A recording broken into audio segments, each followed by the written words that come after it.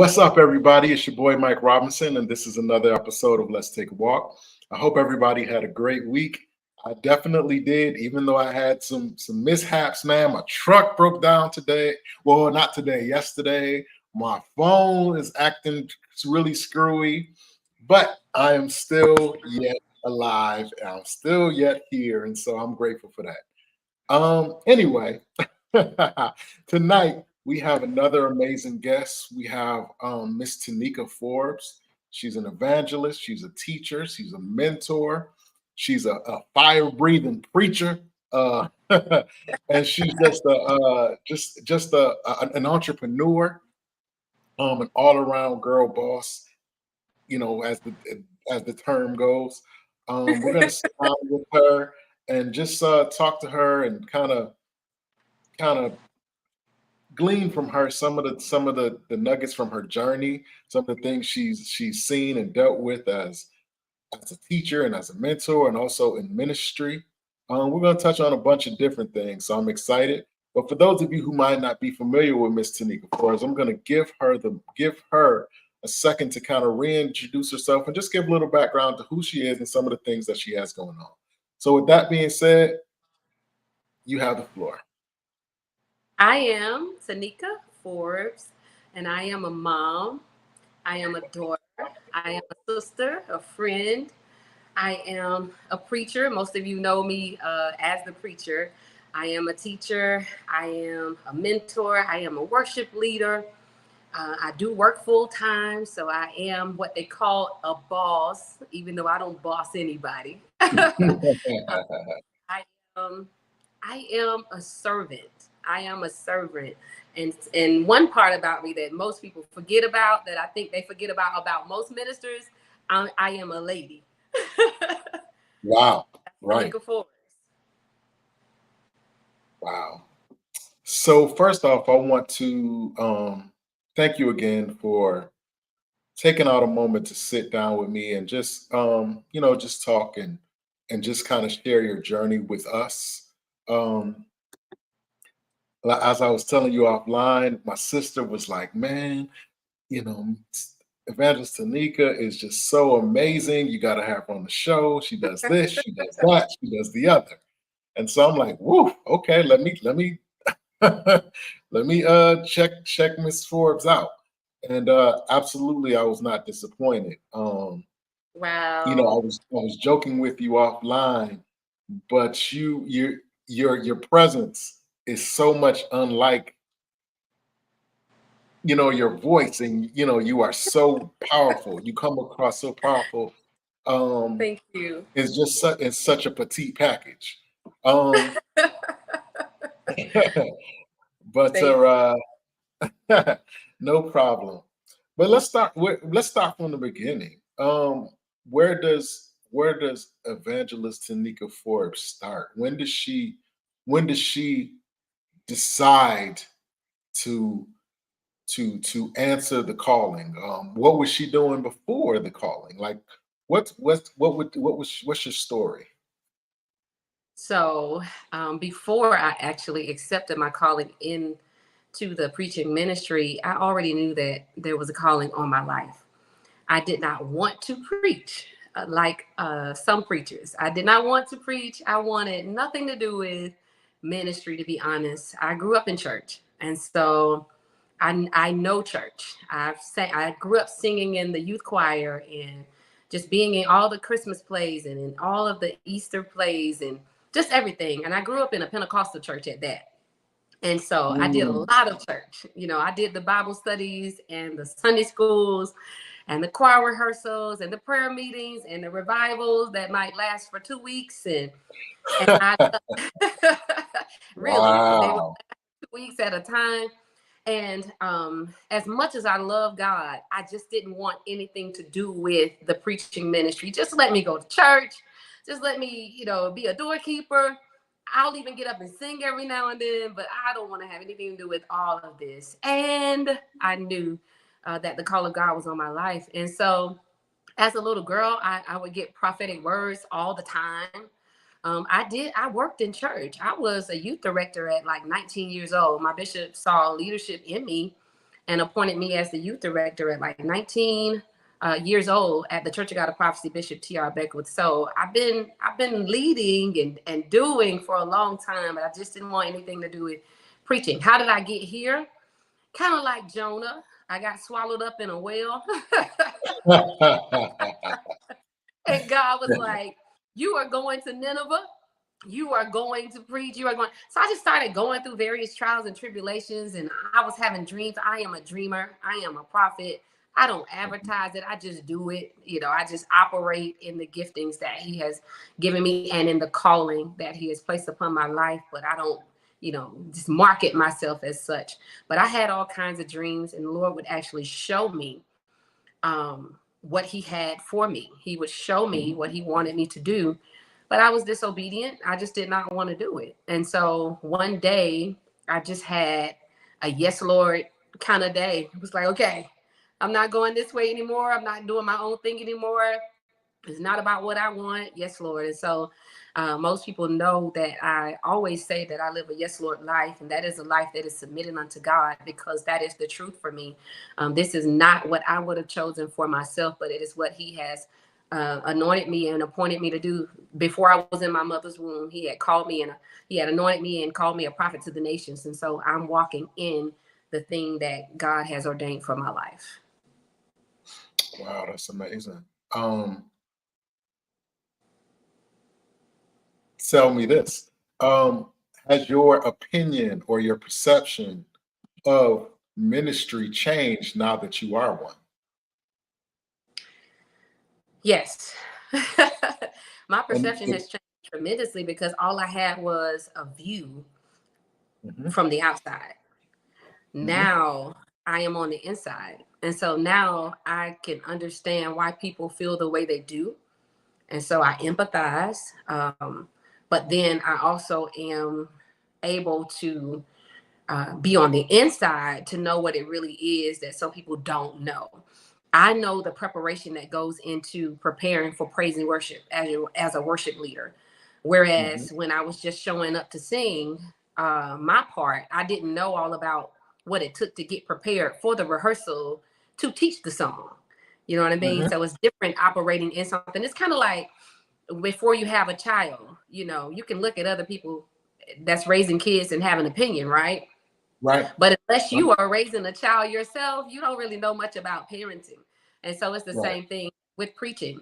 I could, sit and I could critique a preacher all day because I grew up in church and I just know church, right? And so scriptures and everything just from growing up in Sunday school, and you'd be like, they kind of missed that one. They kind of messed up or whatever.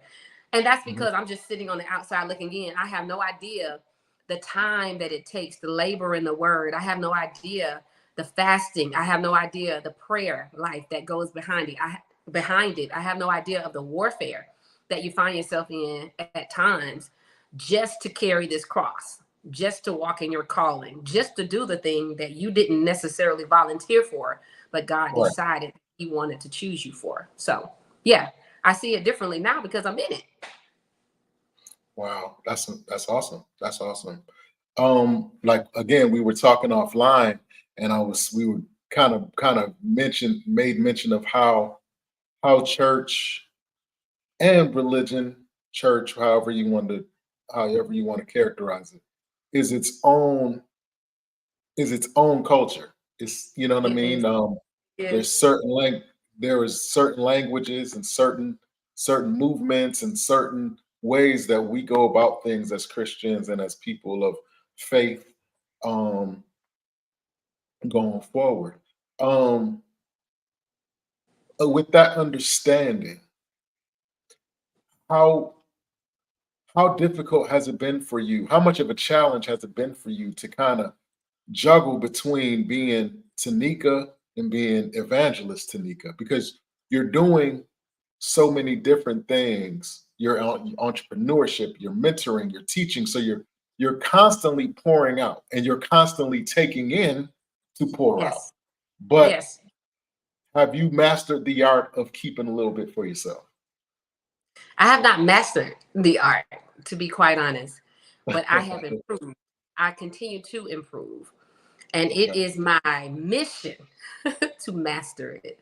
I will say that I wanted no parts of ministry because I wanted my children to have a normal life. Right. I wanted them to be involved in whatever they wanted to be involved in, whether it was sports or the arts or just whatever, community type programs, and have time for that. I did not want to be committed to being at anybody's church, 4 and 5 days a week, so that I could do the practices and be the volleyball mom or the cheer mom or the football mom or whatever I needed to be.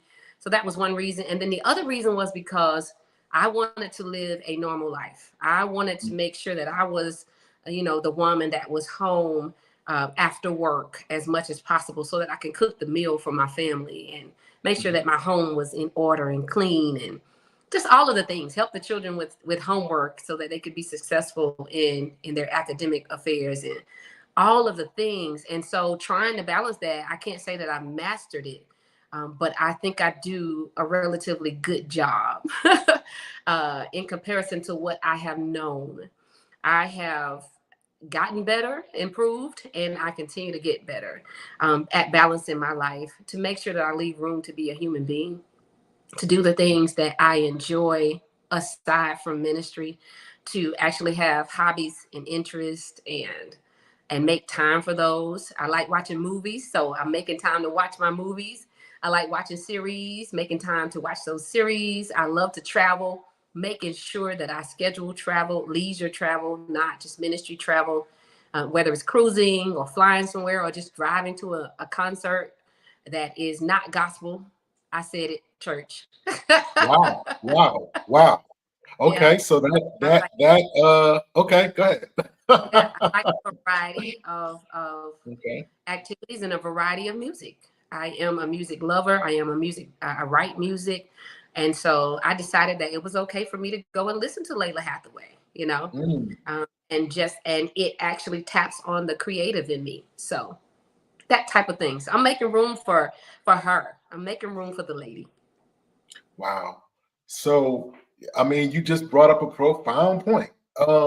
There are some who might listen to that, hear that, and maybe have an alternate opinion, or maybe even frown on the fact that you know, choose to listen to Layla Hathaway. I'm with you. I'm with you on that. Just to let you know. I just But good. we just went to go see Boys to Men not too long ago. So I'm with you. Good for Um, so so with that in mind,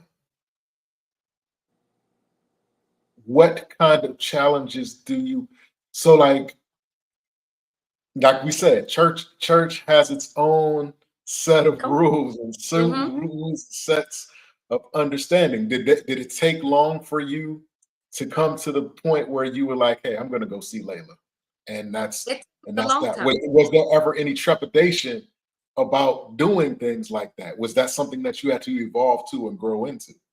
I had to evolve to it and grow into it to get to the place where I felt free enough to do it. And I didn't feel Mm, like my salvation was being compromised. Now, we mhm. do have a responsibility. I understand that to whom much is given, much is also required. I Right. understand that we are not to let our name be evil spoken of. I also Mhm. understand that the good name is rather to be chosen than great riches, right? I know Wow. this. And Mhm. so I am mindful of the things that I do. I am mindful of how I represent God, first and foremost, how I represent my family, how I represent the kingdom, how I represent the church, how I represent ministry. I represent ministers everywhere with what I do. And so I'm mindful of that. But I am not bound by it. And I would say at a certain point in my ministry, I was bound by it. And there's a difference between being bound by something and being mindful of something. And so now Mm. I do what I know that is right, absolutely. But I am not bound by or convicted by the things that I don't believe are wrong. Mm. I just want to let you know that my sister is a hater. She's a hater. She's a hater. What? What is she saying? What is Shonda saying? She's saying that I thought I was boys to men when I was growing up. Don't pay her no attention. Don't even feed into that. She's a hater, Why and that's doing like that? that. I don't know why she chooses now, but it's okay. I rebuke that. So I am trying to see the comments. as they come in. So I need to do something so that I can, oh, okay. All right. Let's talk about entrepreneurship for a minute. I Let- was reading your bio and I was looking at some of the things that you're involved in. Tell me a little bit about Kingdom Ladies. You are the CEO of Kingdom Ladies. What is Kingdom Ladies all about? So Kingdom Ladies is a women's ministry that I founded. I started so in 2004, to be honest with you, like 20 years Mhm. ago. 20 years ago, the Lord gave me a vision to start a women's ministry, and Mhm. I wrote it, made it plain. And I believe in Habakkuk writing the vision and making it plain. And so I gave it to a few people to like just pray with me, pray for me, hold me accountable. This is what the Lord has given me to do, commissioned me to do. Well, I'm gonna be honest with you. Again, back to the I just don't want to do. I did not do anything with it. I had a document type, still have it. It's on my thumb drive. I didn't do anything with it until 2011. Okay. That's when I actually started the women's ministry, and I started having brunches like every quarter. I would have a brunch. I started with ministers of music and musicians' wives because I felt like that was a group that was left out. And when I say left out, I felt like that was a group of women that were not acknowledged as they should be, Mhm. ministered to, celebrated as they should be. And I saw a need, and I just felt like it was my responsibility to feel not just see a problem, but actually be a problem solver.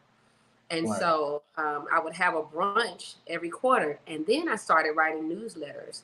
And so it was then that I actually took a survey and I asked the women would they like to have a retreat and where would you like to go? And so it was after that, watch this, Mike. I did not host the first retreat even after doing the survey Mhm. until 2017. Wow. Now, I Okay. didn't sit that whole time. I was still doing praise and worship. I was still doing choir. I was still doing ministry on every level. I've been a Sunday Mhm. school teacher. I've been a vacation Bible school teacher. I've been a youth director, women's ministry coordinator in a church. But that's when I actually launched out and started the ministry that God had actually given me. Abraham had a son that was Mhm. not the promised son. And Right. then Sarah turned around and had Isaac, which was the promised son. So I was the women's ministry director at a church, but that was not what God said, is what I'm saying. Right. And Right. so Right. I did it and I served well, but I still had to do the thing that God had given me to do, which was Kingdom Ladies. And so we've been running ever since. I think that when we talk about purpose, because I think that I feel like that's what you're kind of alluding to is purpose. Sometimes God will send us, okay, we'll be able to do a thing well for whatever reason, whether it be singing, talking, writing, whatever, right? And we'll believe that and people will tell us, hey, that thing is what's going to propel you to whatever God wants you to be. You're going Right. to be that. You're going to be that. You're going to do that. You're going to accomplish that. But then when you start indulging in it, you realize that it was just a lot of times the gift is a vehicle to your ultimate purpose. Right. Sometimes we shortchange the gift and think that that's all that there is. When God Right. is saying no, that's just a vehicle to lead you to. So like when you were talking about, being a part of, that ministry, but you weren't necessarily that wasn't necessarily your place necessarily, but I think it was a vehicle that kind of gave you the tools that help you get the tools to ultimately do what you ended up Absolutely. doing. It was the training ground. I don't Absolutely. I don't think I saw it as a training ground. And that was that's where I was in error. I didn't see it Mhm. as a training ground. I saw it as a substitution, Mm, if that makes sense. I'll do absolutely. it this way because it's easier, Absolutely. right? Rather than looking at it as this is an opportunity for me to grow and develop, and I'm being groomed and trained so that I can still do the thing that God has given me to do, like He gave me to do it. I didn't see it like that. At the time, for me, it was a substitute rather than a training ground. But now that I look at it, outside of it, I see how I was being trained even when I didn't know it. Okay. Still a good thing. Tell me about what still a good thing is all about. I mean, the name is catchy on its own, but what is that? What actually goes along with that? Okay, so it is an intensive. I'm going to be doing it again, getting ready to have our second cohort. But it's an intensive for women who need to be reminded that they are still a good thing. They've gone through some life circumstances, some life changes, divorce, and other things that might have left them feeling like they were not worthy anymore, that they were no good anymore. A man that finds a wife finds a good thing and obtains favor in the Lord. And so oftentimes we attach our worth to that, which Right, is, I understand it, right? But then when you're no longer married, sometimes now you feel like there are people that feel worthless, that feel mm, like their value has now lessened. And I just right, wanted to remind people, and I felt compelled to remind people that they are still worthy, that they are still valuable, that they are still good. Although life has thrown you a curveball, things have happened, life's, you're still right, good. You're still right, okay. You still have purpose. You still have destiny. You still have, God has a plan for your life. He still wants you. He still, there's life after this moment.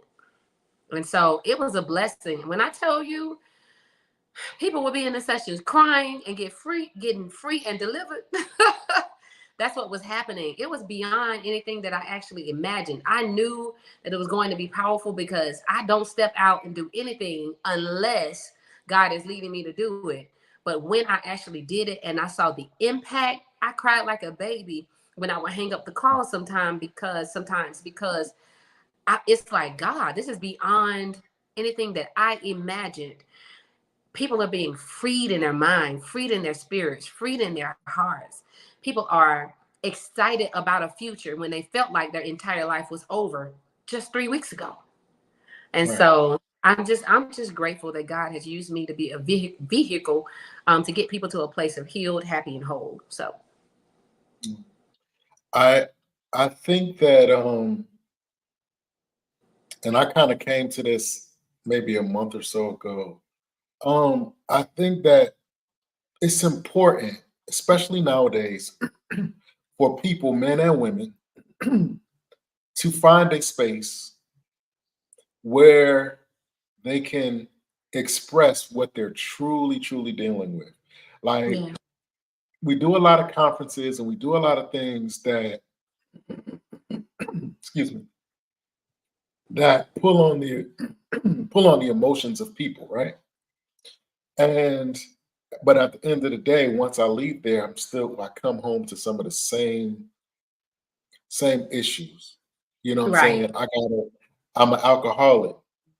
So when I go home, I'm still fighting that taste for alcohol, or right, um fornicating, or I'm an adulterer, or whatever the case, right? These are things that I'm still fighting with, right? right, But I'm still going to these conferences thinking that somehow, some way, if I attend this thing, something's going to spark or something's going to change my life. right. Um, and everything's going to change. And I say all that to ask this question. Um, or maybe it's a statement, I don't know. I think that people need to find a space where they're actually safe to vocalize specifically what they're dealing with. And Right, what I hear you saying, what I just heard you say is that you are dealing specifically.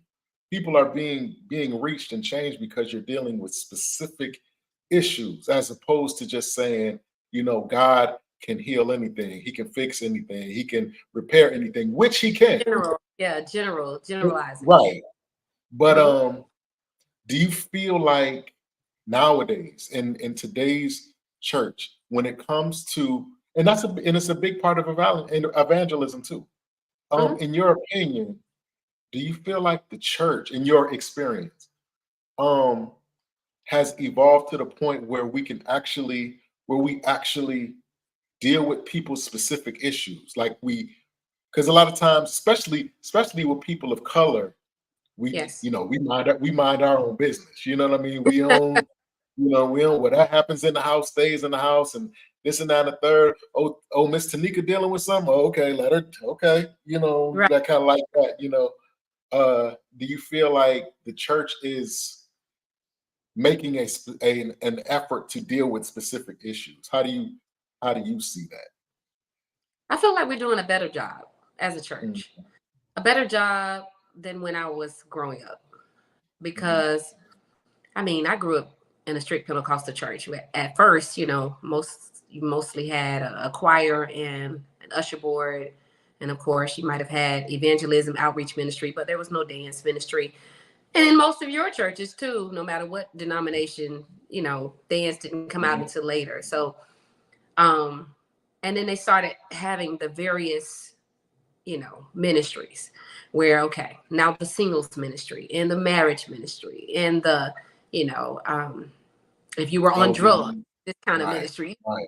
ministering to the different and the various needs of the saints. And so I think that we're doing a better job. Can we improve? Absolutely. Is there room for improvement? Absolutely. But I think that we've come a long way. And I'm hopeful that we'll continue to grow in that. Absolutely. And you also mentioned that you're a praise and worship leader. Yes. That that that's a whole nother thing too, because you sing and you preach. You know what I'm saying? And that's to this day, that's still not a common thing. Um, So like being kind of a unicorn of sorts, what has your experience been like with that? And I ask that because I wonder, like I have a lot of Christian artists on here, and just artists in general, but specifically Christian artists. I've had quite a few on here, and they've told stories about how they've been called to come to certain ministries, and they've been called and requested to come to certain ministries, and then when they come there and do the same thing that they did that got them called there, they are like it was a problem. shunned or disrespected, or sometimes even like I even heard a story where like Canton Jones, who is one of my favorite Christian artists, he actually got kicked out of a church. You know what I Hmm. mean? Like in the middle of his concert, he got kicked out, and the Hmm. pastor said, "This is not of God." But you called me there. You clearly you've seen what I've done before, Did and you you not called do me your research? right. So like, what's that experience? What has that experience been like for you? Because sometimes it seems as though the church has not reached the point where they have found relevance or given the requisite respect to the worship leader as opposed to the speaker or the pastor or the preacher. What has your experience been like? Mike. Okay. So, very good question. Very loaded question. Um, Being that I am both, I get calls and invitations to do a variety of things, whereas some people just get invited to come and preach, right? Right. I get invited to come and preach, but then I have other invitations. They're not asking me to preach. They're asking me to come and be the presider as a Mhm, preacher. Somebody else is going to preach or whatever. So I'm just going to be the mistress of ceremony or the presider, if you will. mhm, And then there are times that I get invitations to come and do praise and worship or to come and do the music, all of the music for the event or for the service. And so the invitations are different. You're absolutely correct. yeah, The invitations are different. Oftentimes the respect can be different. They do treat in some environments the preacher a little different than they do the worship leader. In some environments, they treat the preacher much different than they do the worship leaders. So let me just give you an example. And this is just me being honest. I'm a very open and honest person. I hope that's okay. Absolutely. Okay. So when I pull up as the preacher, some places they might have a reserved part for the guest speaker, or the pastor will allow you to park in his part because you are the guest evangelist for their revival, pastor appreciation service, whatever it is that you're preaching, Sunday morning, whatever it is that you're preaching. So you get, your reserved part right there. They might have an armor bearer or someone to serve you or to assist you if you're not bringing your own staff. They don't typically offer that to you if you're coming to do praise and worship. Okay. Most of the time, if you do praise and worship, you do not get a part. I'm not saying it never happens. I'm saying most times you never get a part. You never get an assistant. They don't ask you what you prefer to drink like they might do. You go to a good church that's hosting you. They ask you, what do you prefer to drink? Do you want it room temperature or do you want it? And I'm a very, easy person. So I'm not like, oh, I only drink water from here. I only drink this brand. It needs to be this temperature. And then I want a snack in the office prior to. I don't do that. I'm very simple. Just actually, what's your preference? You want Gatorade or you want Powerade? And do you want orange juice or do you want Sprite? Do you need it chilled or do you need? I don't do all of that. Just some water will be fine. And to be honest with you, most times I'm bringing my own water, but I will accept what they have prepared for me. The worship leader doesn't get that. You can sing your heart out, and you may get a bottle of water when you finish. And so, right.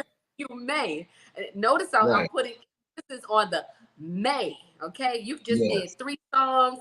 I have gone with my church, my current church that I serve, and I mean I ministered with everything that I had in me, and what I didn't have, I was asking God to give me. Here, and I sweated through my entire outfit, hair wet, clothes wet, and I ministered. I mean, 3-4 songs before my pastor got up and preached. This is not a slight to anybody, but I ministered hard, real hard. You don't get an honorarium most times if you're going to serve as the worship leader with your church. Now, there are some churches that do, but most times as the worship leader, you don't. But as a preacher, you know what I mean? Most times. So even if you don't have a set honorarium, they still honor you and your gift and still want to sow into your ministry. But I just ministered as the worship leader just as hard as I do as the preacher. I know because I do both. And so I see how one is honored above the other. And depending on the worship leader and depending upon the preacher, it's just as much fasting, just as much preparation, just as much prayer, no matter which one. But now for some, that's not their testimony. They might say, I labor in the word more. It takes me more preparation time, all of that. But a good worship leader is still going to labor in the word. A good worship leader is still going to fast and pray. And so for me, it's labor either way because I take what I do serious. Wow. Like we said, church has its own culture or whatever. Let's talk about the presentation of the word. Okay, what I mean by presentation is this: is respectfully, you are an attractive woman, right? A woman of color, right? And things are different for you. And what I mean by that, yes, they are. And what I mean by that is that, how do I say it? Your presentation is usually scrutinized because of the fact that you look the way that you do, this petite young lady coming up, preaching the word of God and this, that, and third. So it must be a different, sometimes it can be a different, people will hold you to a different standard. Put it that way. Mm-hmm. They hold you to a different standard. And I've spoken, and this is particularly for women of color. It's like this for men too, but particularly for women of color. You have women who are curvy and different stuff like that, and just the way that God created them, whatever. Mm-hmm. And no matter what they wear, it's whatever, it's accentuated, whatever. You get, what I'm saying, respectfully. So no matter what they do, it's kind of a There's judgment. judge. Exactly. That's the word Yeah. I'm looking for. There's Mm-hmm. judgment. So is that your story? Has that been your story? Is it do you feel a difference for when you go forth, like is that your story? Just basically, what is that your story? Actually, I have not received a lot of criticism regarding my appearance. They may feel it, they may think it, but not very many people have criticized me regarding my appearance. Mhm. However, I get a lot of stares. I get a lot of verbal communication. I think that's the best way to say it regarding my appearance. Sometimes before I can preach or before I can minister, um, from both men and women, and Mhm. so I am not coming there to be seen, but they see me, Right. and there are those that will say something about it. You're as a woman, preacher, minister, worship leader, you could get some compliments before you get on the stage. Oh, you're Mhm. beautiful. Oh, especially if you've not been there before, and they followed you, but now they see you in person, and they may be a little, I don't know, thrown when they actually Mhm. see you in person, and it's like what you said earlier. You don't look like what you sound like. I Yeah, yeah, don't yeah. know what that actually means, but I get that all the time. And so I've gotten the shock when I showed up, and then when I Mhm. went forth, um, it became about what I came to do. Right. I think that, and I usually reserve that question for artists, or for Christian artists or whatever. But I mean, you're an artist too. What we're speaking to. But Mhm. because I've asked several artists, and they give me all types. So like, you have one artist that might say, I scale back as much as possible. Mhm. Very little makeup, no jewelry, no labels, nothing Mhm. like that, because I want people to focus on God. And the funny thing about it, Evangelist Forbes, is that ultimately their reasons are the same, but they go about it differently. So you have a person that'll say, "I'm going to scale back. I don't wear no jewelry. I don't wear no name brands, da da da, because I want the focus to be God." But Right. then on the other side, you have a person that says, "Hey, listen, if I got Gucci, I'm gonna wear it. If I got Prada, I'm Mhm. gonna wear it. If I got Louis Mhm. Vuitton, I'm gonna wear it. If I got jewelry, I'm gonna wear it, because my God is rich in houses and land. And how would I look if I came up there looking thin?" So the focus is God. So they're both basically saying the same thing, but they're Right. going about it a totally different way. And then, like I said, going back to the whole appearance thing, if you, as the old people say, if you look halfway decent, then Right. that's a whole nother thing. Well, she thinks she all that, or he think he's all that, or Right. they think they're cute, or blah blah blah blah blah. You know what I mean? So, Right. that's why I was wondering, like, has that been something that you've had to deal with? Absolutely. I haven't gotten a lot of negative commentary on my appearance. I really haven't gotten any, to be quite honest. But I get Mhm, comments and commentary about my mhm, appearance almost everywhere that I go, and that's just honest.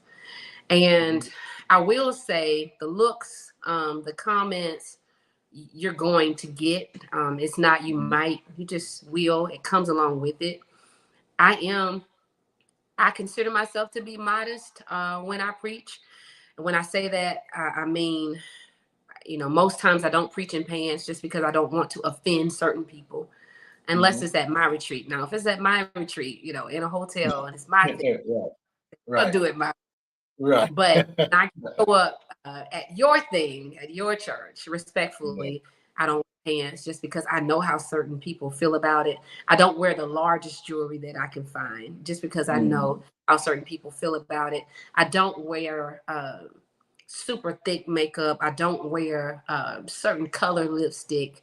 And I do all of that just not because I actually see anything wrong with it, because I don't. I do that just to respect how my brother and my sister might feel about it. And so, but now I'm not going to show up looking poor or ashy, because I don't think, no, we're going to put on some lotion, we're going to put on some perfume, and we're going to look like somebody, because I don't think it's a good representation of the kingdom when we don't keep ourselves in an excellent way. And so when I show up, I'm not showing up looking poor, ashy. I'm not going to show up with my head hung down, as if I don't know who I am or who I represent. But I am going to respect everyone else in the house, because it's more important to me that you get the ministry than it is for me that you get me. You cannot do me as long as you get the ministry. And so whatever it is might be hindering you, if it's not wearing the red lipstick so that it doesn't distract you or hinder you, that's fine. I'll do that. If it's not wearing the biggest earrings that I have to not distract you, that's fine. I'll take them all the way off. I don't have to have them. If it's not wearing the and just putting on a dress or a skirt, I'll do that, because it's more important. Our focus and our aim should be pointing people to Christ. And so if whatever I need to do so that you can see him, I'll do that.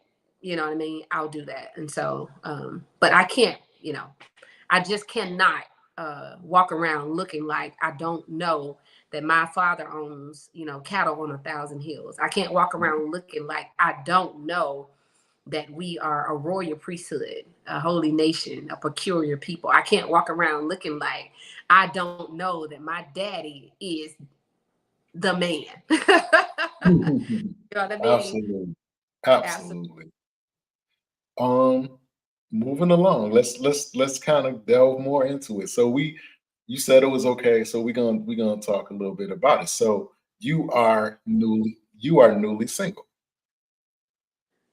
Yeah. If you want to call it newly single, but I am single, yes.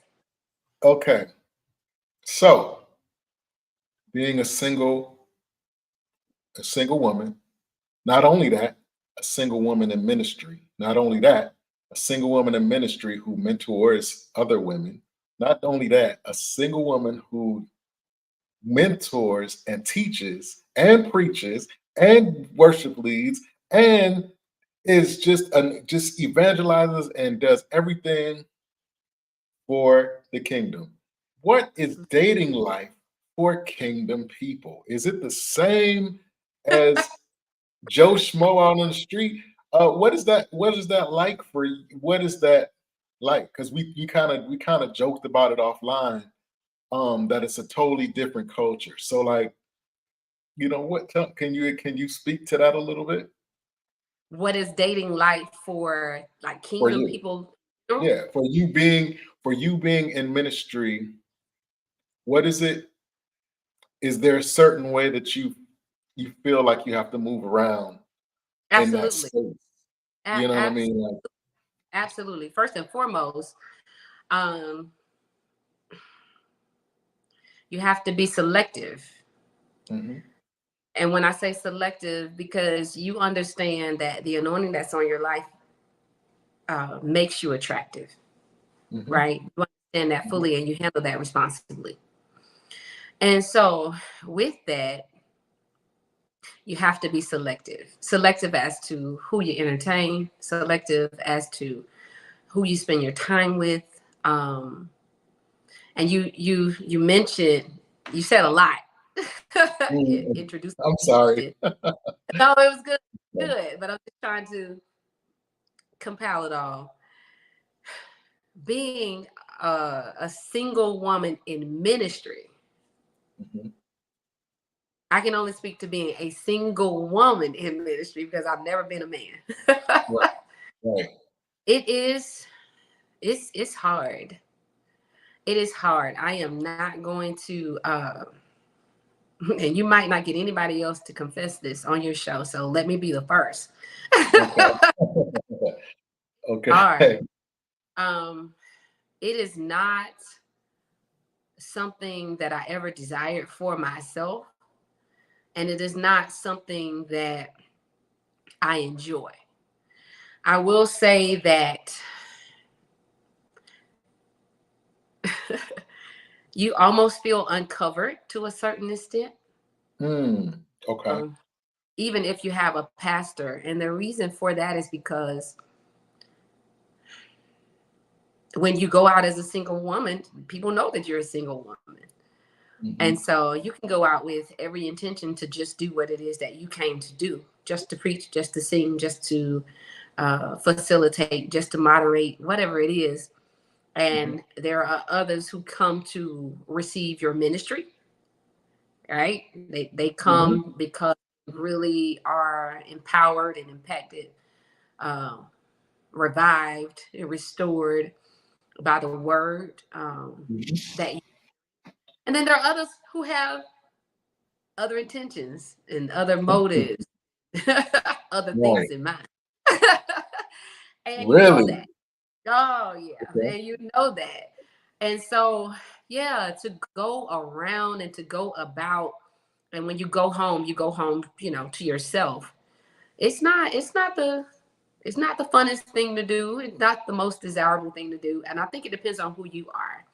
I know that I am built for a relationship. I'm built for a relationship. That's my makeup. I was playing with Barbie dolls and playing house in kindergarten.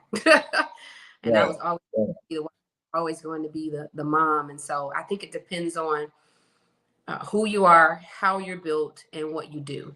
But yeah, no, it's something. Wow. It's something. Wow. So what I hear you saying is that unlike someone who's, secular, there's a spiritual component that goes along with it too. Because like when you were talking about feeling not covered, that's a spiritual principle. That's a spiritual principle, and that very thing can be very seems like it could be very heavy in and of itself. Yeah, it can be a lot at times. Um, when you are married, and I've done it both ways, so I Mhm. understand the difference. When you are married, especially if you are married to somebody that is like-minded, if a kingdom lady has a kingdom Mhm. man, Right. um, leave the home whether he goes with you or not. He can pray with you. He can pray over you. He can pray for you. You have somebody you can pray, yes, but it's there's power in agreement. Two are better than one. And so you have somebody, whether he can go with you or he cannot go with you, he is praying for you, he is covering you, he is supporting you, um, he is rooting for you, he is covering you. And then when you come back, if he can go with you, that's even better, because then you have somebody there, you have a presence there that is for you. You have a presence Right. there that is protecting you. You have a presence there that is covering you in prayer, in the spirit and in the natural. And so it also keeps a lot of the vultures away because you got wolves and then you got sheep, and you have to deal with both and minister to both. And so when you have a husband, a presence there, that minimizes that. It doesn't mean that it goes away, but it minimizes that because your presence is there. And then when you are done with ministry and that anointing lifts up off of you, when I say that, preachers understand what I'm saying. I'm not saying that you are no longer anointed. I'm saying that anointing, that preaching anointing that you were just under, that anointing that had you prophesying, that anointing that had you laying hands on people and they were being healed and delivered and set free and slain in the spirit. When that lifts up off of you, and now you are that woman, just the woman, you're not ministering anymore. The Lord has done what he wanted to do through you. You have a shoulder to lean your head on. You have somebody to be vulnerable with that won't take advantage of you. And so all of those things are so important. I believe that marriage is honorable. I believe that marriage is beautiful. I believe that marriage is ordained by God for us. I believe that women were created, taken from a man's rib, and it is God's intention for us to be united and reunited with each other. Okay, you spoke a word there. you, you preaching now, Doc. I got you. Preach better than Um, they okay, can. let's move. Bible tells us that two are better than one. There's a reward for their labor. You know what I mean? Right, Two are better than one in every way. So if you right, have a business, having somebody that, hey, that's with you. And I don't mean just cheering for you from a distance. No, you are with me. You are walking with me in this.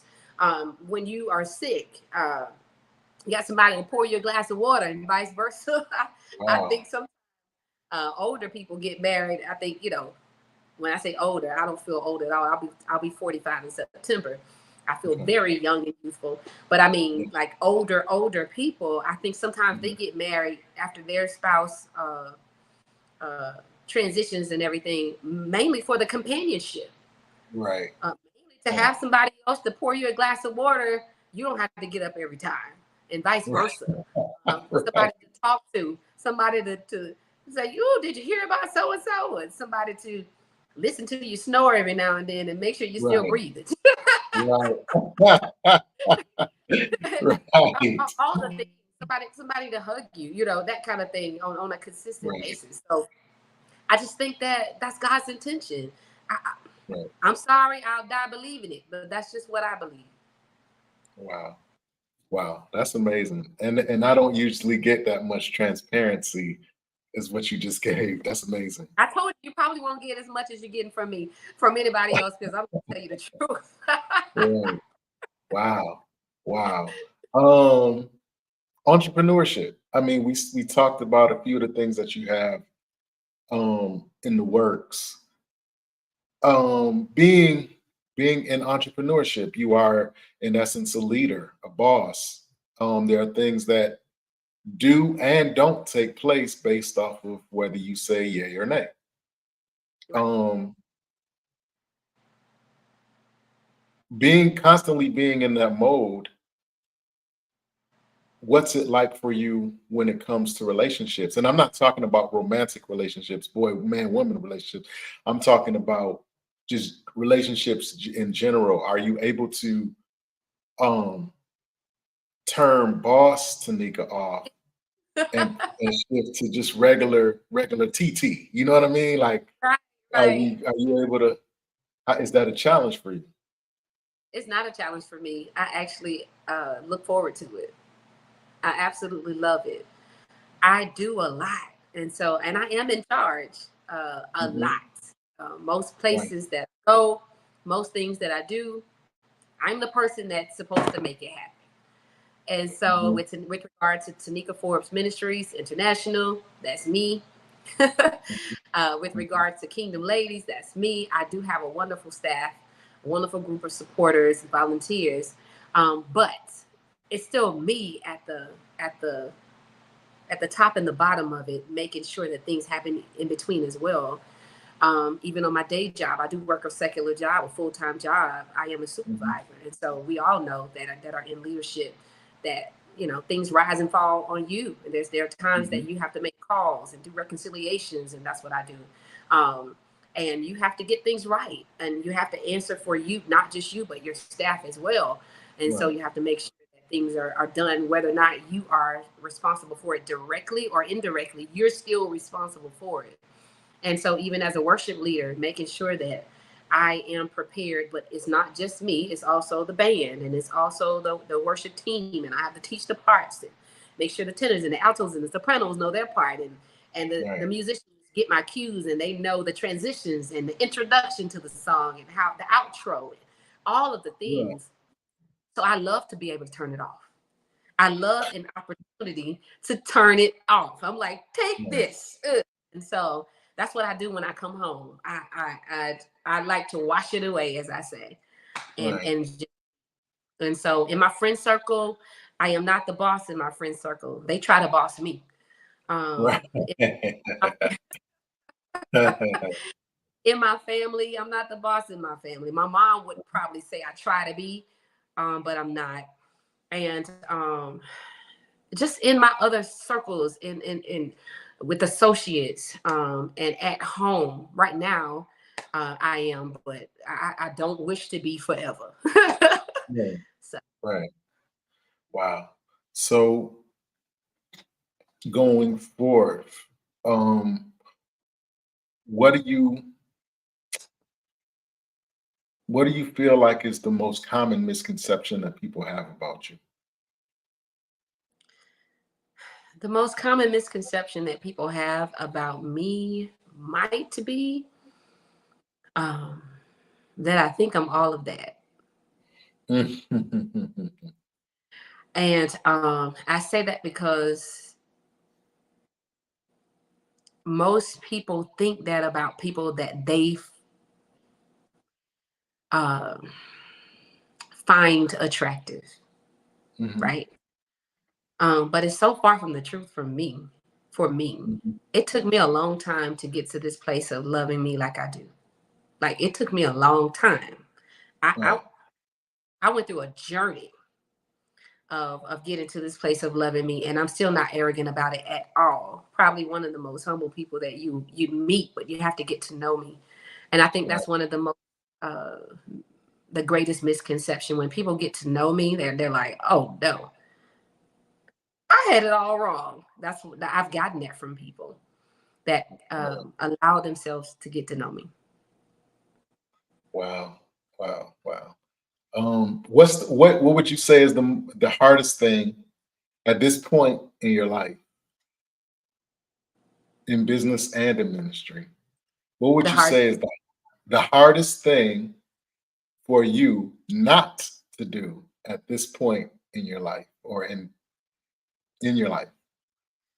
the hardest thing for me not to do. The hardest thing for me not to do is work. It's hard for me not to work. Okay, It's hard for okay. me not. I've been working most of my life, and so it is really hard for me not to work. To Now, if I go on vacation, if I go on a cruise, I promise you, I will not work. I am Okay. just at all. I'm going to have fun the whole time. I won't make up the bed. I'm waiting on them. I will order food just because, or go just because. And so when I'm on vacation, I don't have to work. But if I'm home, I find myself doing something. I'll go and get the broom and the dustpan. I'll grab my laptop. I'll grab my iPad. I'll grab my phone. I feel like I have to be doing something or I'm losing time. And that is something that I'm working on because Mhm, you named all the things that I do. So there's always something to do. And so mhm, just making sure that I don't work, that I decide that this weekend I'm not going to do anything because I'll get up, I'll have good intentions, and I'll say I'm not doing anything, and then but I'll just go ahead and put on a load of laundry. right, right, right, right. Oh, I'm not doing anything. I'll just go ahead and cook, and because I'm tired, I might be tired of eating out. Maybe I'll just travel. And I want Mhm. something, I want something home cooked, so I get in the kitchen and cook it. And so for me to just decide I'm not doing anything is something that I have to work hard at. Got you. Got you. Who would you say at this point in your life is your greatest influence?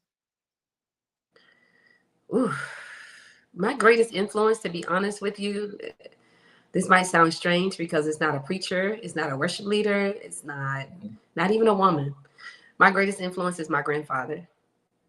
Wow. My grandfather will be 95 years old, and he is coming to town next weekend. I'm so excited about it. We're going to celebrate on next Saturday. his 95th birthday, but he is by far my greatest influence. It's not because we have to talk all day, every day. It's just by the example that he has set before me and the way that he lives. And his legacy is love. My grandfather does not have a college education.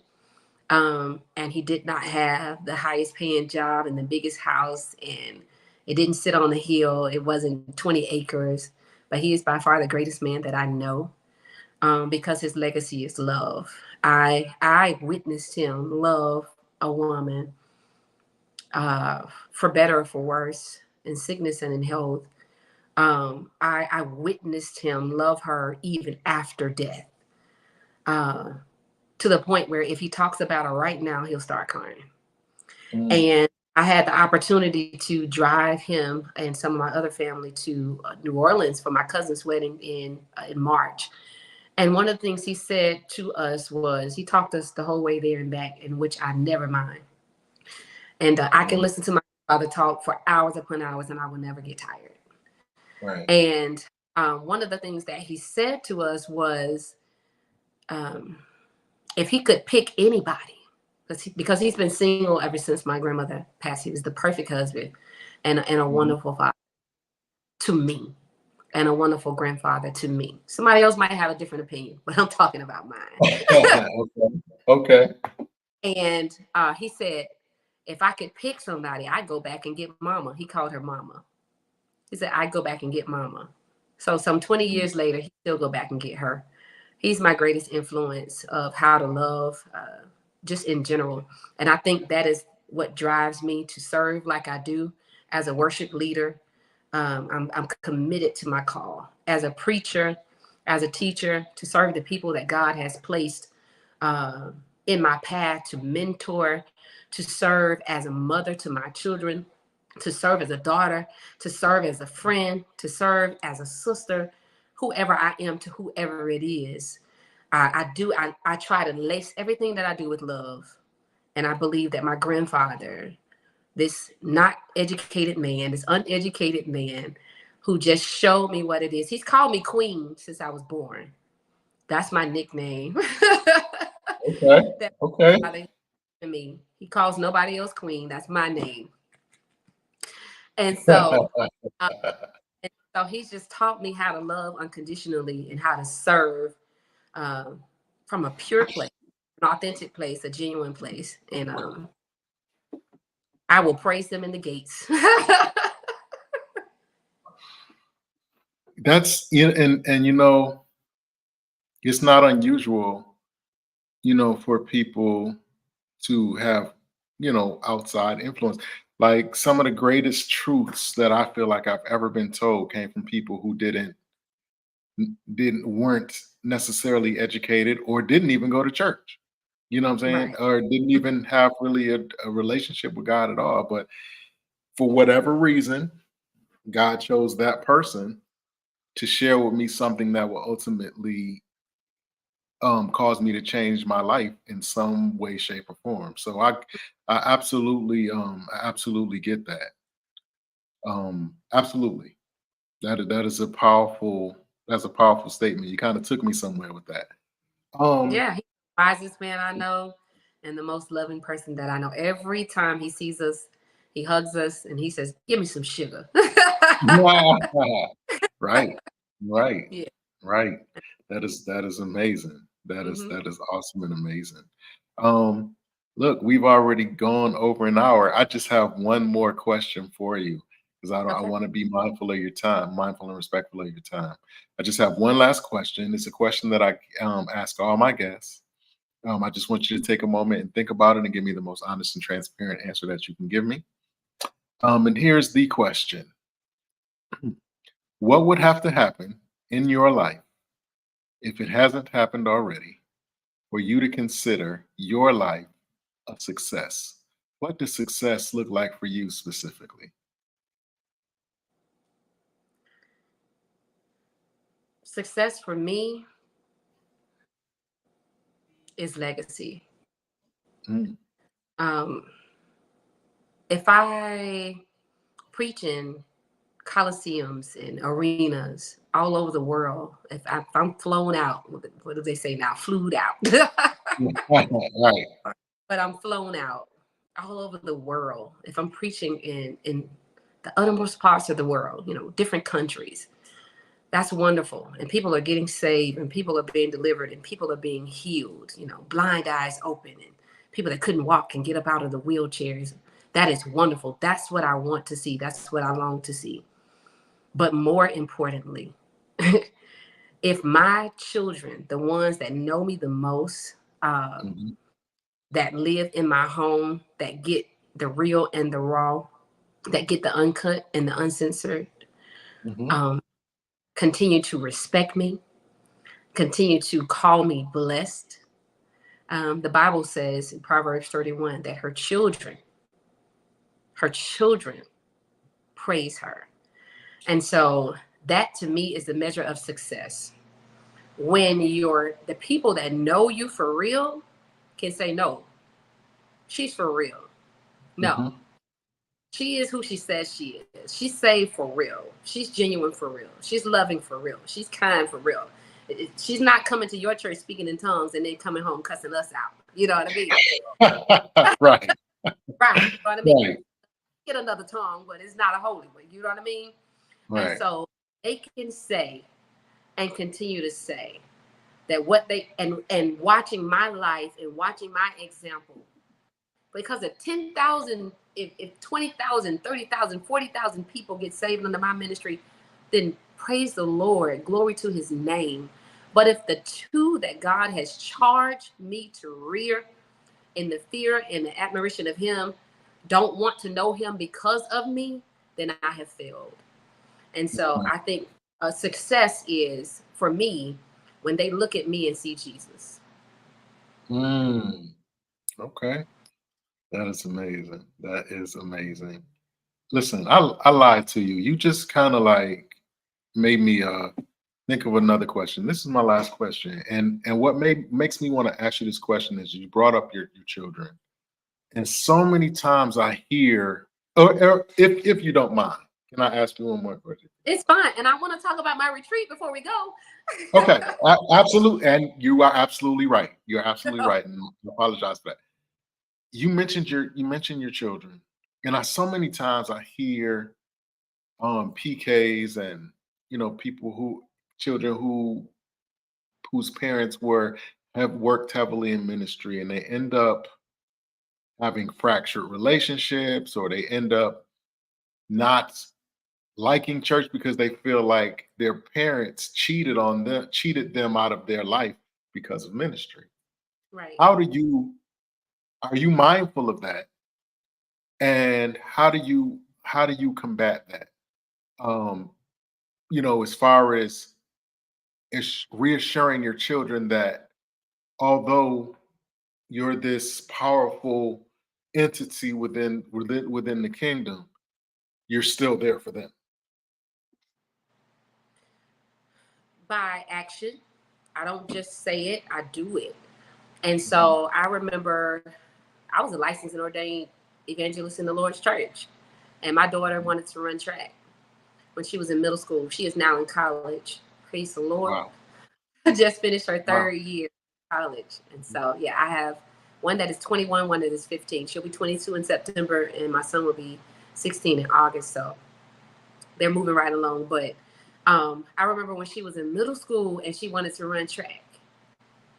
Well, middle school track meets in Leon County were on Wednesday nights. They might still be. I don't know. I'm kind of out of the loop, but Mhm. they were on Wednesday nights. That was our Bible study night. I talked to the bishop as a minister of the gospel one of the ministers in the church. I can't be at Bible study on Wednesday nights Mm. because my daughter runs track and I have to be at the track meet. Right. So I didn't miss a track meet. I don't know why I'm getting emotional right now because it was important to me that she knew that she was a priority, that she knew that she never had to compete with the church. Um, God is first, but my family has always been number two for me. after God. And I believe that when you love on your family as you should, when you love your family and you serve your family as you should, it pleases God. And so I don't think that they're separate. I think the two are interconnected. And I made sure that I was at the track meets on Wednesday night. That meant I couldn't go to Bible study for a period of time. But guess what? I know that I'm still saved. I know that God still loves me. I know that I still love him. I'll be at the next service, but I can't be here because my place is in the stands rooting for my daughter. She didn't wonder if I was coming when she was in high school to her track meets. I was there. I would get invitations to come and preach. It was at a time that my ministry started really picking up. And I would get invitations to come and preach, come and sing, come and do this. Can you open up this? Can you preside this concert? I would decline if my daughter has a track meet. I've sent so many messages. I'm sorry I won't be able to accept this invitation. I'm so honored that you would invite me. My daughter has a track meet. I was honest with the saints. You know, I don't have a prior engagement. No, my daughter has a track meet. And I'm going to be there for my daughter's son. I turn things down so that I can go and see him step. I turn things down so that I can go and see him in a theater production. I turn things down so that he knows that his mom is riding with him until the wheels fall off. And when they fall off, we're going to be Flintstoning it together, you know. And I make, yeah, and I make sure that they know that. I tell my children that I love them before, and I mean all the time. I hug them all the time. I try to kiss them all the time, but they're getting big, so they don't care for it. But before they get out of the car, every single day, I would say to them, and I still do it with my son, whom I still transport, you can do all things through Christ that strengthens you. I love you. Have a good day. Make good choices. That's every single day. And so by demonstration, they never had to compete with the church. They never had to compete with mommy's calling. And so with that, they've grown to love Jesus for themselves, and they desire to serve themselves. That is awesome, and it's so important because, like I said, I've heard so many stories. Now, my mother was not a a minister or anything. She served as on the usher board, respectably. May she rest in heaven. But I hear so many stories about how people, their parents had them in church every single night. Every single night. They missed out on this, they missed out on proms, they missed out on all types of things. And by the time they got old enough to leave the house, not only are they resenting their parents, they're resenting the whole idea of God and faith. They resent the whole, that whole thing. So like I think what you said was very important, and people, need to really take notice of, the ministry that not only that they have in the building, but also in their homes as well. So that's Absolutely. very important. I appreciate my parents. I grew up in church, but I wouldn't take anything for it. Like I absolutely contributed to who I am. I wouldn't, and I think that we do the best that we can do with what we know. And I feel like my parents did the best job that they could do with me. I wouldn't trade anything about it. I wouldn't change anything about it because it made me who I am today. I just had an opportunity to make some different choices for my children, and I did that. And so I'm so glad I did. And they were able to be. Now we still did things. Don't get me wrong. My brother grew up going in band and things of that nature, but I just was a little more intentional with making sure that they had time and space to be involved in as much as they wanted to be involved in. And I'll be right there. That's amazing. That is amazing. So let's talk about this retreat. Let's talk about this retreat. I'm excited for you because I see. Let's talk about it. Let's talk about it. I'm gonna get out the way. Let's talk about it. Go ahead and tell us about this retreat. This is our 7th year. It would. Ooh, I feel like there should have been some noise right there, Mike. No, it's joking. But it would have been our 8th. Oh look, thanks. Yeah. It would have been our but it's number 7 because 2020 we had to cancel due to COVID. Everybody canceled everything, right? 2020. But it is year number 7. It's going to be in Atlanta. We are right downtown at the Hyatt Regency, Peachtree Street. It is going to be phenomenal. August the 4th through the 6th, I believe it is, that first weekend in August. Everybody's coming. It's going to be, we have fun. It's fellowship. It's fitness. It's revival style services. We've seen people healed, delivered, and set free in our services. But also, we just have a good time. We love our fellowships. We have empowerment sessions. We have opportunities for people to talk, like with our girl talk and with our man cave. Men are invited. Mike, you should come. Okay. I mean, shoot me the info. Absolutely. I try to come. Absolutely. Men are invited. Registration for men, because we just want you to come, we're giving it to you. It's only $25. It's only $25, right? Where else can you go for $25?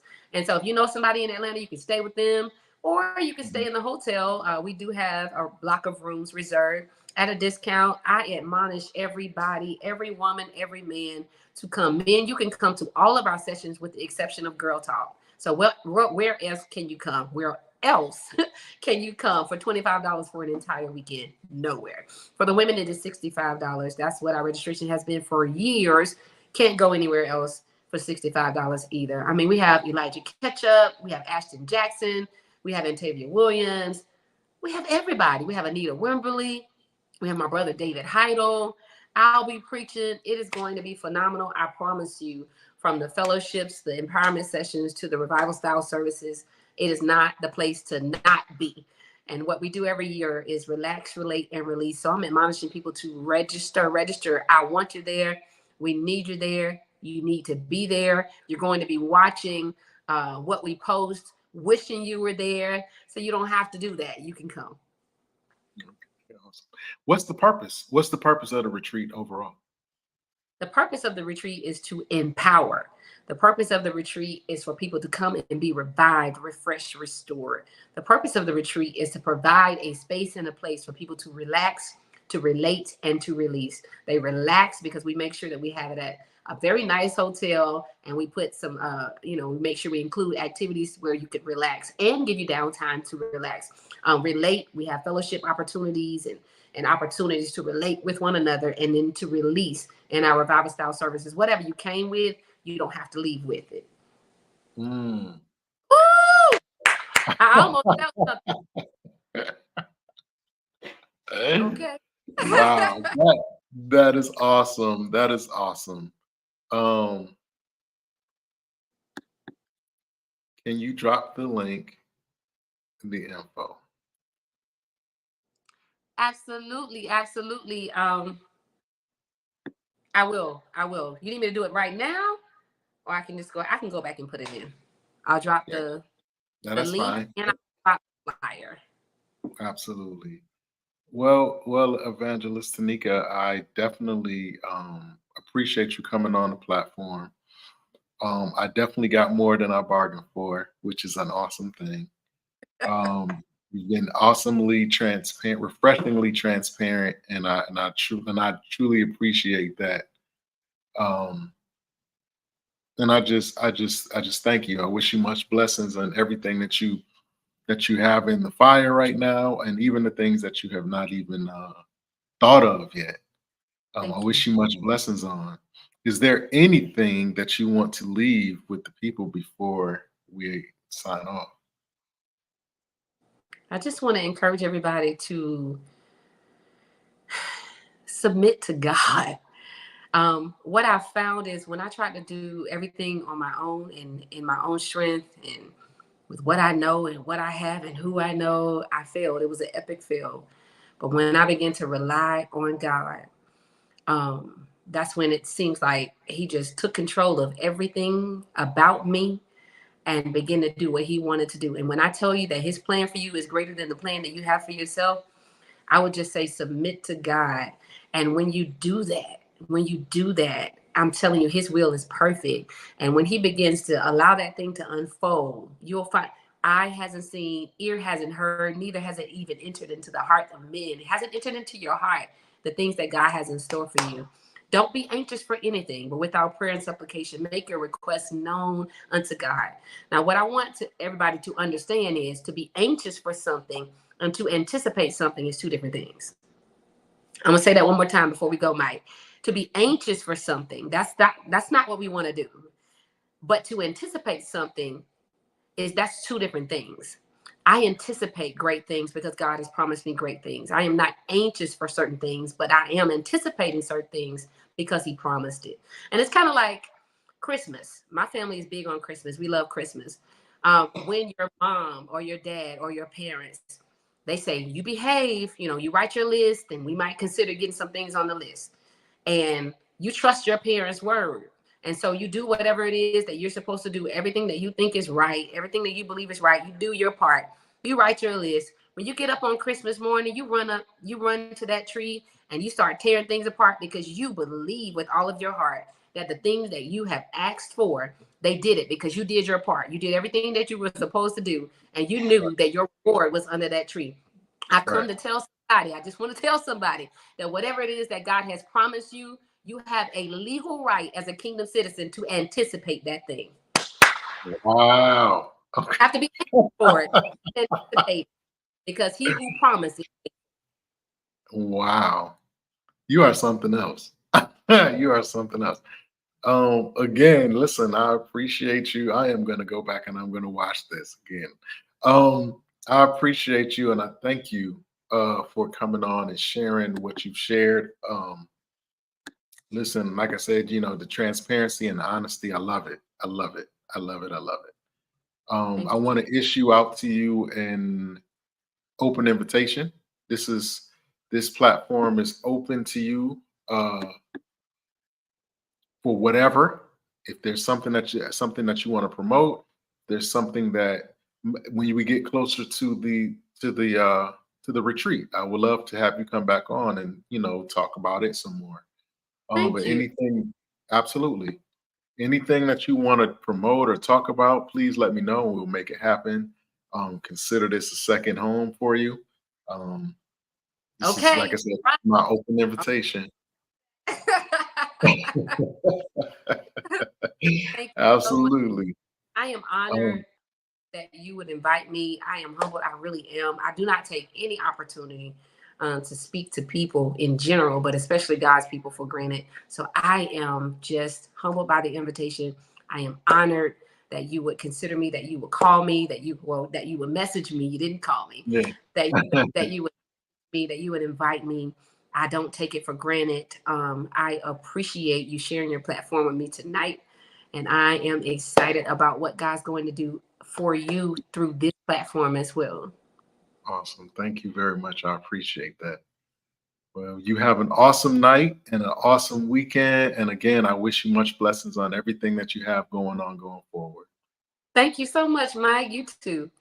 Absolutely. You have a good night. All right. Good night. There you have it, everybody. Another amazing episode with another amazing guest. I want to shout out evangelist Taneka Forbes again for her um, being so transparent. And first and foremost, just uh agreeing to come on because she could have been like a gazillion other places, but she chose to be here with us. So I don't know about y'all, but I definitely got some nuggets. I'm definitely gonna go back and watch this again. And that's a special thing because I don't always go back and watch, but I'm definitely gonna go back and watch because there's some things that really resonated, with me on this. I want to thank everybody that chose to take a moment to watch, and be a witness and even comment on, during the interview. I want to tell you that I appreciate that. That means a lot because I know that you guys could be doing a lot of other things too. Shout out to my sister Chandra for referring Evangelist Forbes because I may not have been aware of her had it not been for you. And so I appreciate you for that. And everybody, shout out to Jonathan Wilson and Ivy Butters and S- Richard Press and Wendell Berry and everybody else who chose to watch and comment it makes the show more interesting and makes it more better, like the movie. Um, and as I encourage you guys always before I sign off, man, if there's something that God has placed within your spirit, a vision, a dream, a plan, something that keeps you up at night, something that consumes your thoughts, that is God given, I encourage you to walk in it. Walk in it. Write that script, that song, get that degree, build that house, get that job, whatever the case may be. Stand up and walk in it. Even if you feel like you don't have all the resources to get it, walk in it. I found it amazing that if you are truly serious, if people see that you are truly serious in the things that you're walking when you're walking in purpose, you'll be surprised how people will sow, how people will invest, how people will support. It's an amazing thing, but you have to be purposeful. You have to be mindful. You have to be straightforward. So with that being said, man, I'm gonna leave you guys. But again, I thank you, and I thank the people in advance who will watch the playback of this. I truly appreciate every person. Thank you, and I appreciate you. And I got you guys. I'll see y'all next week. Um, Other than that, let's take a walk.